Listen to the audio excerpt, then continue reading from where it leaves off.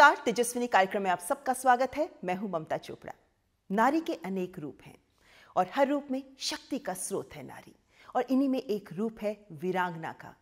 वर्दी धारण कर अपने देश के लिए सर्वस्व होम करने को तैयार नारी। और हमारी आज की तेजस्विनी ऐसी ही एक वीरांगना है जिन्होंने डॉक्टरी की पढ़ाई की, लेकिन फिर सेना में शामिल हो गई।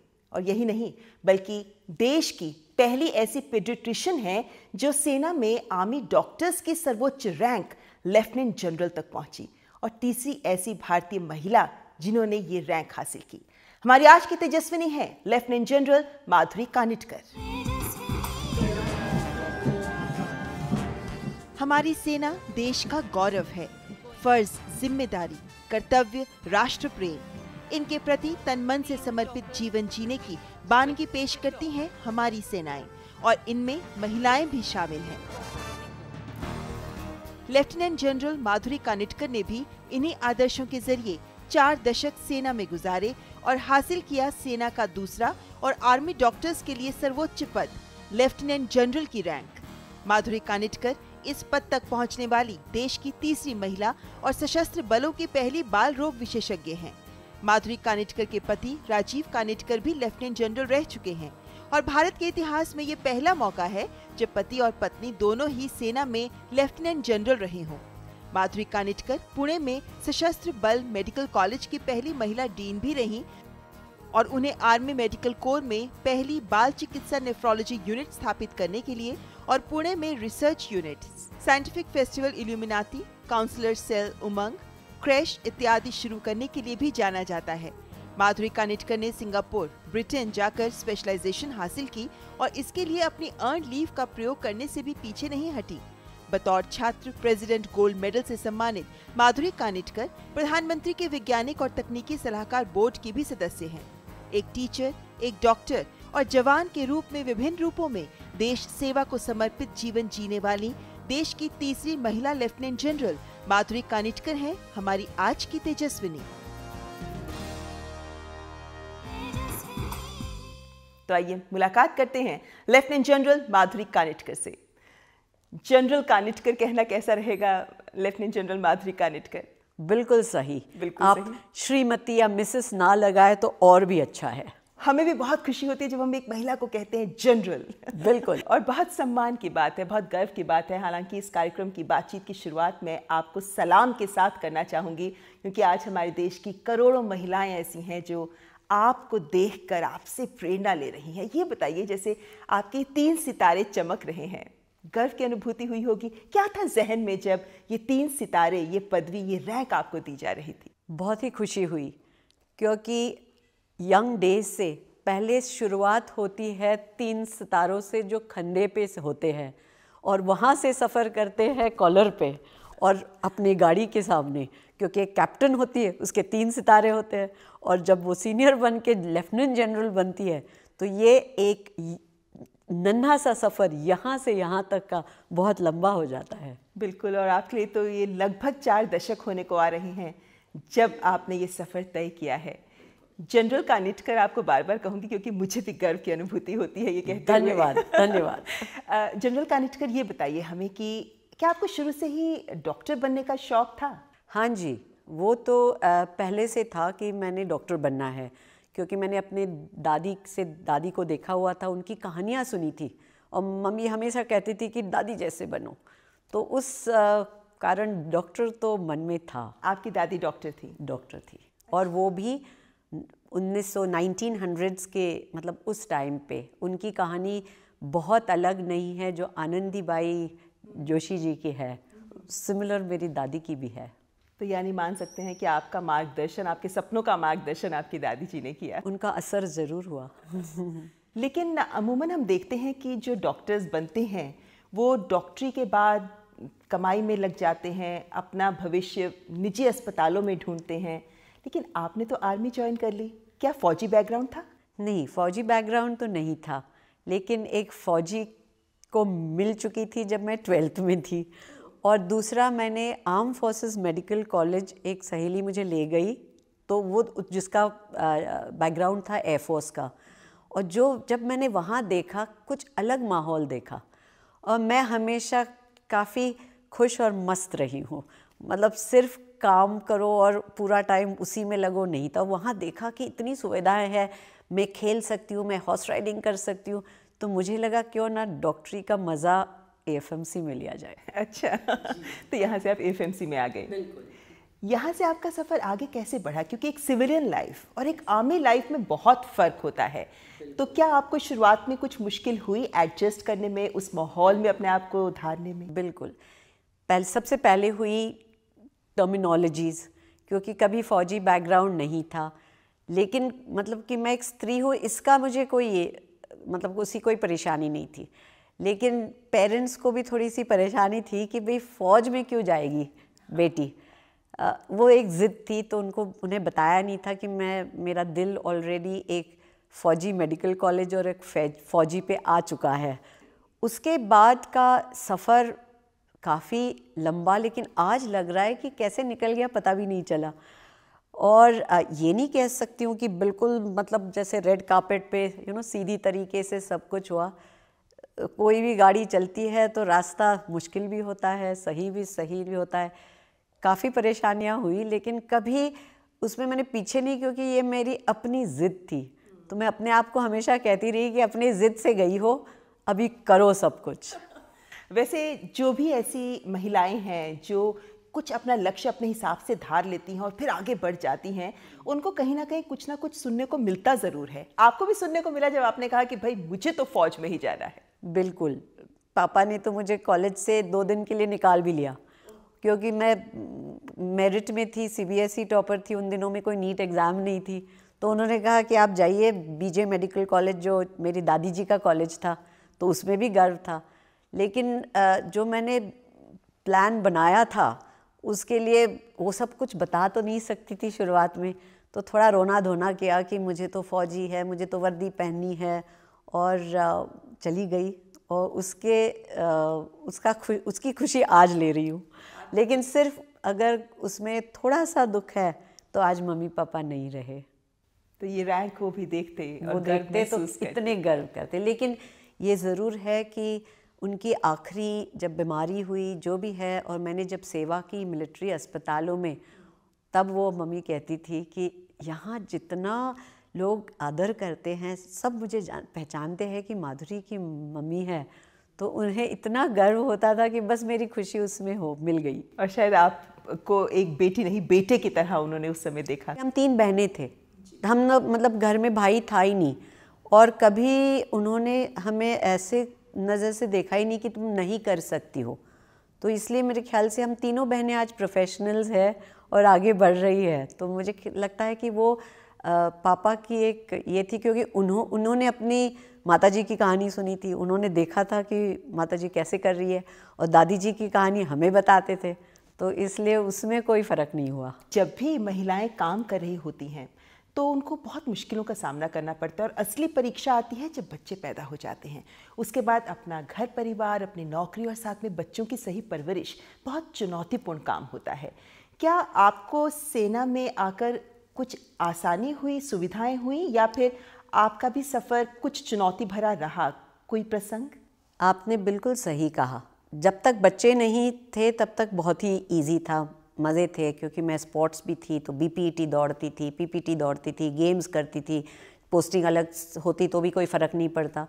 लेकिन जब पहले बेटा हुआ और उसके बाद मैंने पीडियाट्रिक्स की पढ़ाई शुरू करी, तब मुझे मुश्किलें आने लगी।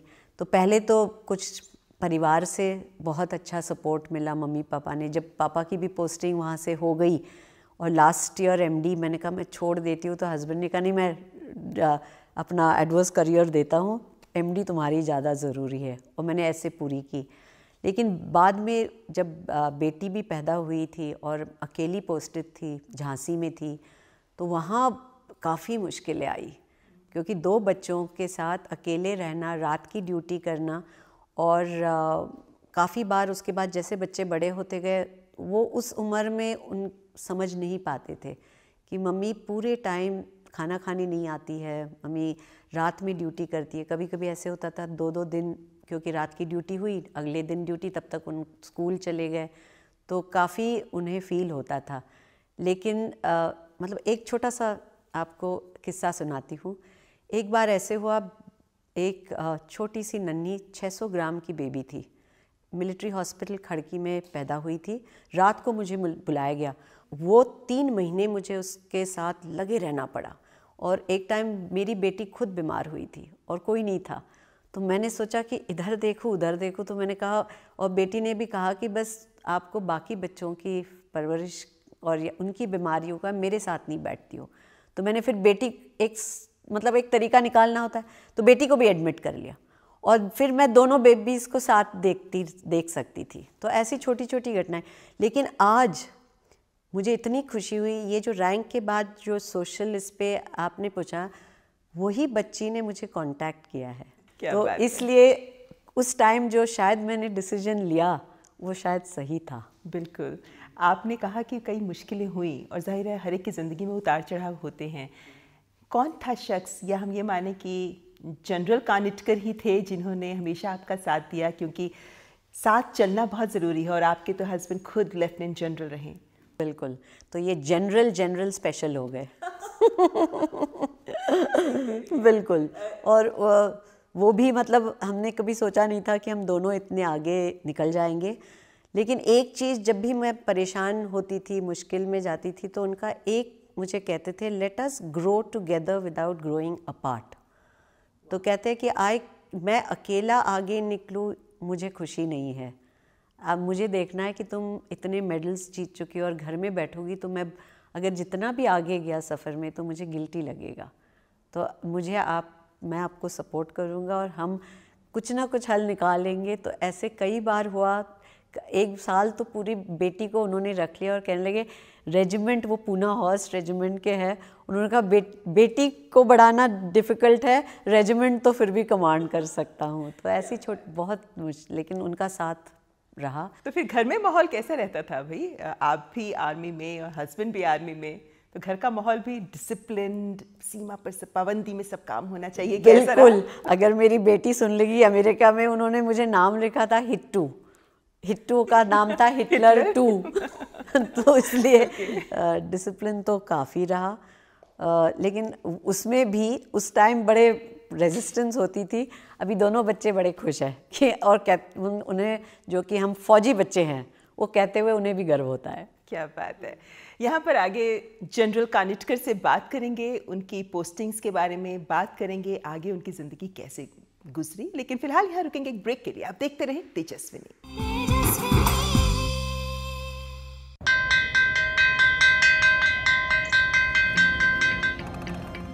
पहला अक्षर रट लो तो वह से एक विद्वान होगा, पक्की होगी बुनियादें तो हाँ से हिंदुस्तान होगा।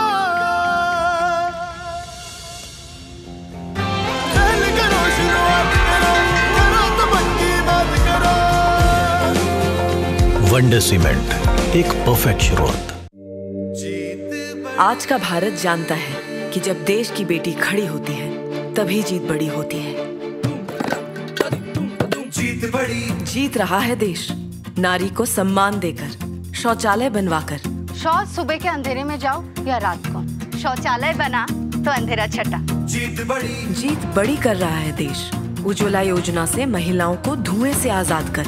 रसोई से तो बस अम्मा के खांसने की आवाज आती थी, अब देखो गुनगुनाती भी है। जीत बड़ी दिख रही है ये जीत जब घर हो रहे हैं महिलाओं के नाम प्रधानमंत्री आवास योजना से। पहले सिर्फ नाम की घरवाली थी, अभी सच की घरवाली हूँ। 8 करोड़ गैस कनेक्शन, 11 करोड़ शौचालय और मुद्रा योजना से 15 करोड़ महिलाओं को लाभ। भारत सरकार के ऐसे कई कदमों से ये साबित हो रहा है कि जब देश की बेटी खड़ी होती है तभी जीत बड़ी होती है। जीत बड़ी।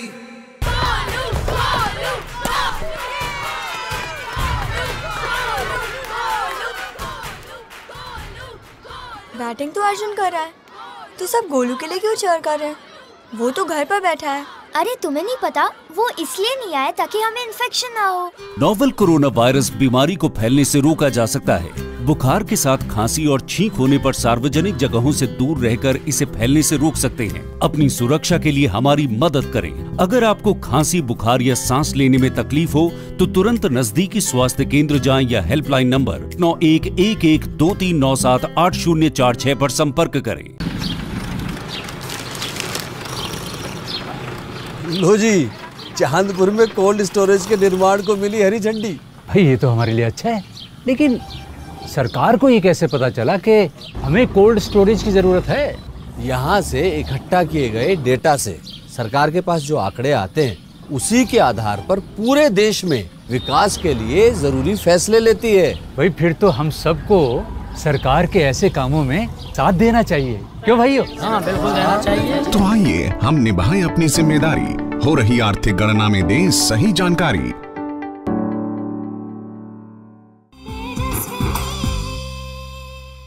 ब्रेक के बाद आपका स्वागत है। आप देख रहे हैं तेजस्विनी, जिसमें आज हमारे साथ है लेफ्टिनेंट जनरल माधुरी कानिटकर।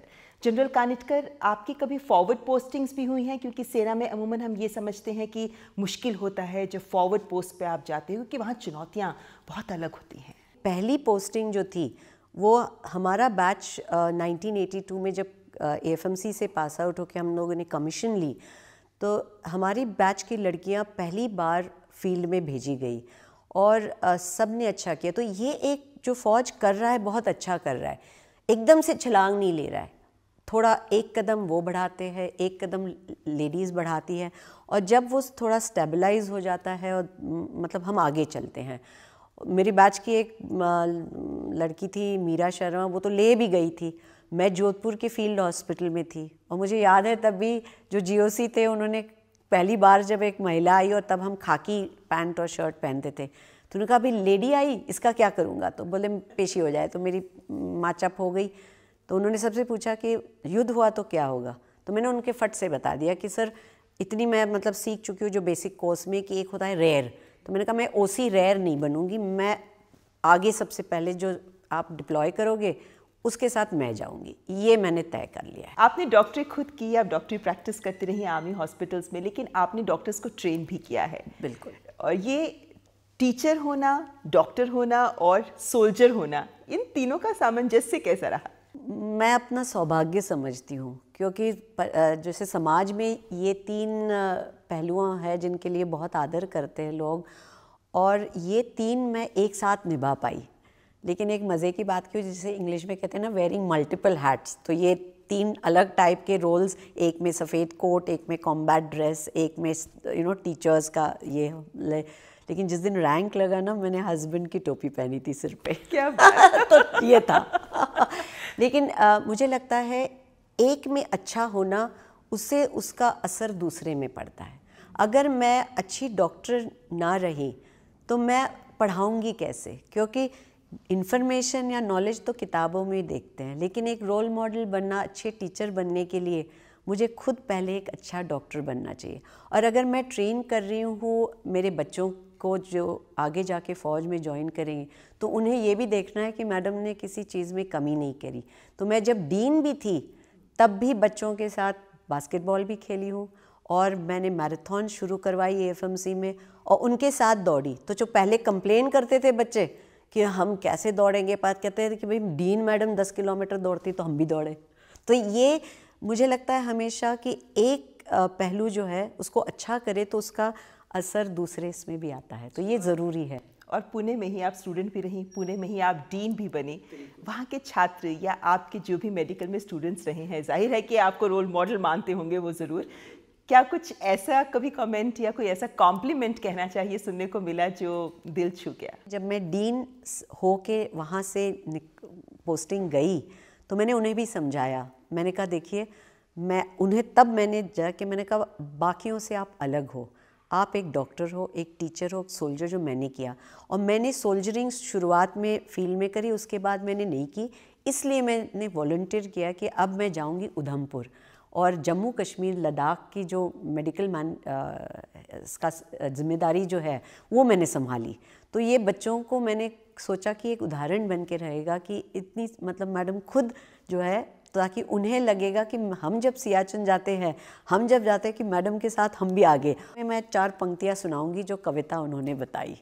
एक छात्र था, स्टूडेंट ऋतिक राय, फर्स्ट MBBS का छात्र, जिसने, मैं जब वहाँ से डीन जा रही थी और वैसे ही दिल भारी था, तो उसने तो मेरी आंखों में आंसू आए, क्योंकि उसने जो कविता बनाई, कहता है सफ़र चुना है ऐसा कि आज यहाँ कल वहाँ गए, तो दुख कैसा कि दूर हो गए, जब बातें हैं और यादें हैं, और मिलना चाहेंगे फिर से, थोड़ा बढ़कर थोड़ा सजकर, कुछ करना चाहेंगे हम भी, बिल्कुल आप जैसा बनकर। बहुत खूबसूरत एहसास ये। जनरल कानिटकर, ये बताइए हमें कि क्या कोई लाइफ में ऐसा भी कोई पल आया जब आपको ये लगा हो कि हताशा हुई हो और लगा हो कि अब और नहीं होता, या फिर चलो छोड़ देती हूँ, कभी ऐसा पल आया क्या? काफ़ी हुए, एक हाथ सुनाती हूँ जो बहुत ही मतलब मुश्किल पड़ गई। झांसी में थी पोस्टेड और प्रेग्नेंट थी, बेटी पैदा होने थी, और पूरे 9 मंथ्स हो चुके थे, और तब 2 महीने की मैटरनिटी लीव मिल रही थी। तो मैंने सोचा कि लास्ट दिन तक ड्यूटी करती रहूं और बस 8-10 दिन पहले ले लूं। तो उस शायद वो थोड़ा ये भी था, डिफ़िकल्ट काम भी चल रहा था, और बेटा 7 साल का घर में था। एक शाम को उसका बाहर वो खेल रहा था और आके एकदम से देखा तो गिर के आया था और हार्ट टूटा हुआ था। हस्बैंड नहीं थे, मैं अकेली थी, वैसे हॉस्पिटल ले गई, और तब जब उन्होंने कहा कि भाई इसका यहाँ जुड़ नहीं सकता, इसको आपको लखनऊ ले जाना पड़ेगा, तो मैंने सोचा अब क्या करूँ, मतलब अगर मेरी डिलीवरी लखनऊ में हो गई तो बिल्कुल मेरी जो घर में लेडी मैंने रखी थी बच्चे को संभालने, वो भी नहीं, कोई भी मदद नहीं, और इसकी ऑपरेशन। तो मुझे एक डिसीजन लेना पड़ा कि आप उसको प्लास्टर चढ़ा दीजिए जैसे तैसे, मेरी डिलीवरी हो जाएगी, फिर मैं दोबारा हड्डी तोड़वा के उसकी सर्जरी कराऊंगी, लेकिन अभी नहीं करना है। और उसी हालत में जब वो ओटी में ले गए, उसने उधम मचाया कि मेरे को कोई नहीं छुएगा, मेरी अगर सुई लगानी है तो मम्मी लगाएगी। तो उस चक्कर में मुझे ओटी में भी जाके उसको IV लगा के उसका सेटिंग करवाया।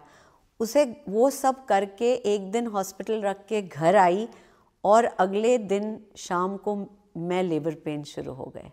तो मुझे समझ भी नहीं आ रहा था कि मैं क्या करूँ अभी। यहाँ बेटा प्लास्टर लेके हाथ ऐसे बंधा हुआ, मेरे लेबर पेन शुरू हो गए, और घर में कोई नहीं, क्योंकि वो जल्दी हो गए थे, अभी 2 हफ्ते थे, मम्मी आने वाली थी, कोई आया नहीं था। तो उस टाइम जो लेकिन एक बहुत सुंदर चीज़ है फ़ौज में, जो आपका एक एक्सटेंडेड परिवार होता है। तो उस टाइम जो गायनोकोलॉजिस्ट और मेरी हमारे पीडियाट्रिशियन गायनोकोलॉजिस्ट की होती है, तो मैं उसके पास चली गई गाड़ी लेके, और वो मुझे ले गया, डिलीवरी कराई। फिर हस्बैंड थोड़ी उनको फ़ोन किया, वो बबीना से फायरिंग के लिए जा रहे थे, वो थोड़ी देर के लिए आए, कहते वो 4 बजे पहुंच गए निकल के, और कहते मुझे ना कुछ भी करके 5 बजे तो निकलना पड़ेगा वापस, क्योंकि फील्ड फायरिंग चल रही है। और कैन यू इमेजिन, जैसे मेड टू ऑर्डर होता है, 4:30 बजे डिलीवरी हो गई। तो वो बेटी को शक्ल देख के फिर निकल गए। लेकिन ये जब एक साथ सब कुछ हुआ ना, तो लगता है कि कैसे, पता नहीं कैसे मैनेज किया, लेकिन उससे जो है और मुझे लगता है एक स्ट्रेंथ आती है एक नारी को, कि वो सब मैं कर सकती हूँ तो कुछ भी कर सकती हूँ। वाकई, और ये आपके प्रसंग सुनकर ये ज़रूर जानकारी दर्शकों को भी होगी कि आर्मी के जितने भी हमारे जवान, अधिकारी हैं, सोल्जर्स हैं, कि वो तो सीमा पर होते हैं या वो फील्ड में होते हैं, लेकिन उनका घर जो संभाल रही महिलाएं होती हैं वो भी जवान से कम नहीं होती हैं। और आपने तो ऐसा बहुत देखा होगा। बिल्कुल, बहुत ही आपने खूब बताया कि जवान आगे तभी बहुत अच्छी तरह अपनी ड्यूटी निभा सकता है जब उसे पता है कि घर में उसकी वाइफ की देखभाल हो रही है। यहाँ हम वूम से टूम तक सबकी देखभाल करते हैं, तो जो हमारे फौजी है उनके बच्चों के लिए हम पीडियाट्रिक्स है और पीडियाट्रिक नेफ्रोलॉजी है। तो ये काफ़ी बार होता है। और दूसरा, और छोटी छोटी चीज़ें जो नेफ्रोलॉजी में, कभी बच्चे को डायलिसिस के लिए ज़रूरत पड़ती थी और हस्बैंड कहीं दूर पोस्टेड, तो मैं उसकी CO को भी फ़ोन करके उसको तसल्ली, मैं कितनी बार किया है कि फ़ौजी को फ़ोन पे बात करके कि आप फ़िक्र ना करिए, जब आप आ सकते आइएगा, लेकिन हम हैं जो आपके बच्चे की देखभाल कर रहे हैं। आपसे बात करके बहुत ऐसी चीज़ें जानने का मौका मिल रहा है जो आम तौर पर हम लोग जान नहीं पाते हैं, ख़ास तौर पर जवानों की ज़िंदगी के बारे में। यहाँ पर जनरल कानिटकर, आपको कुछ शब्द दूंगी, उनके जवाब आप दीजिएगा। देश यानी गर्व, परिवार यानी प्रेम, डर, कुछ भी नहीं, मेरा मान, मेरा देश, मेरी रैंक, नारी, शक्ति, यादगार लम्हा जिंदगी का, जिस दिन मेरे हस्बैंड ने मुझे प्रपोज किया। How beautiful। आपकी जिंदगी का खतरनाक पल, जिस दिन मैं एक ट्रेन के सामने खड़ी हो गई थी। उसकी कहानी है छोटी सी, क्योंकि ये एक शब्द में नहीं बता पाऊंगी। नहीं, सुनना चाहेंगे। हस्बैंड हिसार में थे, मैं पठानकोट में थी। मैं ट्रेन से अंबाला आके बस से हिसार गई थी। वीकेंड किया था और वापस जाना था, बच्ची को बुखार था और देखा मेरा कंफर्म रिजर्वेशन था, लेकिन वो कोच नहीं लगा थी। मैंने टीटी से बहुत बिन्नत की, वो कहते हैं आपको हम कैसे एडजस्ट, आपका रिजर्वेशन नहीं है। उस टाइम मुझे इतना कि मैं क्या करूं, लेकिन पता नहीं कहाँ से शक्ति आ गई और मैं दौड़ लगा के इंजन के सामने ऐसे खड़ी हो गई और मैंने कहा कि ये ट्रेन हिल नहीं सकती है। ये अभी भी लगता है कि पता नहीं कहाँ से वो हिम्मत आई और आपने वो कर डाला। बिल्कुल। आपका एक सपना जो अभी पूरा होना बाकी है?